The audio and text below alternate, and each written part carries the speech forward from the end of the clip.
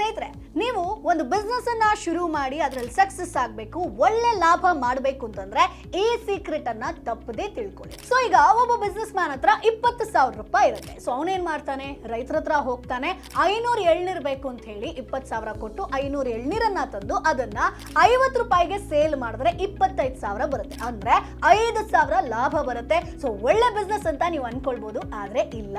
ಅದೇ ಎಂಟರ್ಪ್ರೆನರ್ ಏನ್ ಮಾಡ್ತಾನಂತಂದ್ರೆ ಅದೇ ರೈತರ ಹತ್ರ ಹೋಗ್ತಾನೆ, ಅವನ ಹತ್ರ ಕೂಡ 20,000 ಇರುತ್ತೆ, 500 ಎಳ್ನೀರ್ ಬೇಕು ಅಂತ ಹೇಳ್ಕೊಂಡು ತರ್ತಾನೆ. ಆದ್ರೆ ಇಲ್ಲಿ ಡೈರೆಕ್ಟ್ ಆಗಿ ಎಳ್ನೀರನ್ನ ಮಾರೋದಿಲ್ಲ, ಬದಲಾಗಿ ಬೈ ಪ್ರಾಡಕ್ಟ್ಸ್ ಅನ್ನ ತಯಾರಿಸ್ತಾರೆ. ಅಂದ್ರೆ ಇಲ್ಲಿ ನಿಮ್ಗೆ ಕೊಕೊನಟ್ ಆಯಿಲ್ ಆಗಿರ್ಬೋದು, ಅಥವಾ ಕೊಕೊನಟ್ ಕ್ರೀಮ್ ಆಗಿರ್ಬೋದು, ಐಸ್ ಕ್ರೀಮ್ ಆಗಿರ್ಬೋದು, ಕೊಕೊನಟ್ ಸ್ವೀಟ್ಸ್ ಆಗಿರ್ಬೋದು, ಹೀಗೆ ಬೇರೆ ಬೇರೆ ರೀತಿಯಾದಂತಹ ಬೈ ಪ್ರಾಡಕ್ಟ್ಸ್ ಅನ್ನ ತಯಾರಿಸಿ, ಸೊ ಅಲ್ಲಿ ಒಂದು ಕ್ರೀಮಿಗೆ 200 ರೂಪಾಯಿ ಅಂತ ಅನ್ಕೊಂಡ್ರು ಕೂಡ 5 ಪ್ರಾಡಕ್ಟ್ಸ್ ಇರುತ್ತೆ. ಅಂದ್ರೆ 1,000, 500 ಇಂಟು 1,000, 5 ಲಕ್ಷ ಬರುತ್ತೆ. ಅದರಲ್ಲೂ ಕೂಡ ಒಂದಷ್ಟು ಮೆಷಿನರಿ ಅದು ಇದು ಅಂತ ಖರ್ಚು ತೆಗೆದ್ರೂ ಕೂಡ ನೀವು ಸುಮಾರು 3 ರಿಂದ 4 ಲಕ್ಷ ಇದರಲ್ಲೇ ಲಾಭ ಮಾಡಬಹುದು. ಸೊ ಈಗ ನೀವ್ ಹೇಳಿ, ಬಿಸ್ನೆಸ್ ಮ್ಯಾನ್ ಆಗ್ತಿರೋ, ಎಂಟರ್ಪ್ರೆನರ್ ಆಗ್ತಿರೋ? ಕಮೆಂಟ್ ಬಾಕ್ಸ್ ಅಲ್ಲಿ ತಪ್ಪದೇ ತಿಳಿಸಿ.